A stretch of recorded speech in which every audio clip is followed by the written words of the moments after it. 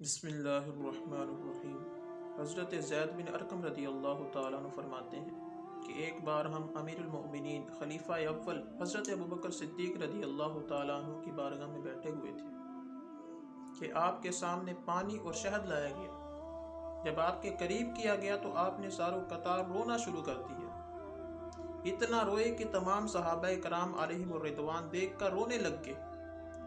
تمام صحابہ رو رو کر چپ ہو گئے، لیکن آپ پھر بھی روتے رہے۔ آپ کو دیکھ کر صحابہ کرام نے پھر رونا شروع کر دیا، یہاں تک کہ صحابہ کرام کو یہ گمان ہوا کہ اگر ہم اسی طرح روتے رہے تو ہم اس بات کو پوچھنے سے قاصر رہیں گے کہ کس وجہ سے آپ رو رہے ہیں۔ بالآخر حضرت ابوبکر صدیق رضی اللہ تعالیٰ عنہ خاموش ہو گئے تو صحابہ کرام نے پوچھا، اے رسول اللہ صلی اللہ تعالیٰ علیہ وسلم کے خلیفہ، آپ کو کس چیز نے رلایا ہے؟ تو آپ نے فرمایا کہ ایک بار میں حضور علیہ الصلوۃ والسلام کی بارگاہ میں بیٹھا ہوا تھا۔ حضور علیہ الصلوۃ والسلام اپنے سے کسی چیز کو ہٹانے لگے، لیکن مجھے کچھ نظر نہیں آ رہا تھا اس وقت۔ میں نے حضور سے عرض کی، یا رسول اللہ، آپ کس چیز کو اپنے آپ سے دور کر رہے ہیں؟ تو حضور علیہ الصلوۃ والسلام نے ارشاد فرمایا کہ دنیا نے میرا ارادہ کیا تھا تو میں نے اس سے کہا کہ دور ہو جا، تو اس نے مجھے آگے سے کہا کہ آپ نے تو اپنے آپ کو مجھ سے بچا لیا، لیکن آپ کے بعد والے مجھ سے نہیں بچ پائیں گے۔ تو حضرت ابوبکر صدیق رضی اللہ تعالیٰ عنہ اس قدر خوف خدا سے روتے تھے کہ تمام صحابہ کرام آپ کو دیکھ کر رونے لگ گئے۔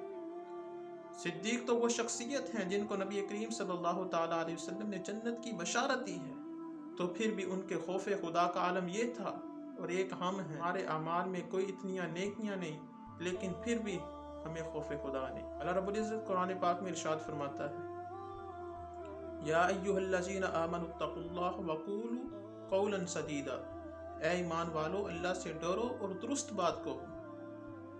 نبی اکرم نور مجسم شفیع بنی آدم صلی اللہ تعالیٰ علیہ وسلم نے ارشاد فرمایا، اللہ رب العزت فرماتا ہے کہ مجھے اپنی عزت اور جلال کی قسم، میں اپنے بندے پر دو خوف جمع نہیں کروں گا اور نہ ہی دو امن جمع کروں گا۔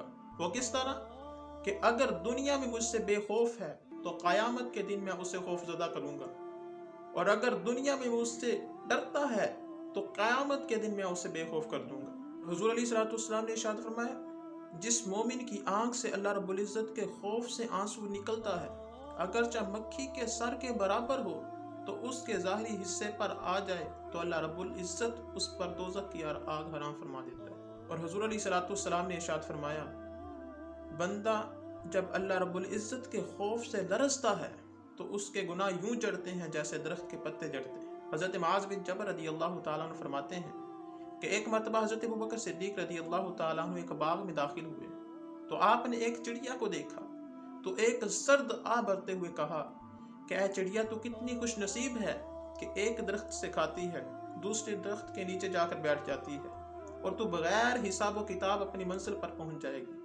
کاش کہ ابوبکر تیری طرح ہوتا۔ اور ایک مرتبہ فرمایا کہ کاش ابوبکر یہ درخت ہوتا کہ کھایا جاتا اور کاٹ دیا جاتا۔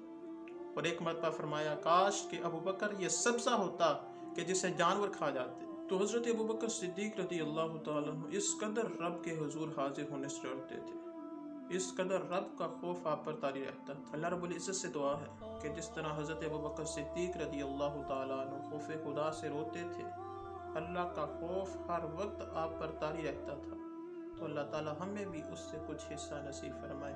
وما علیک الا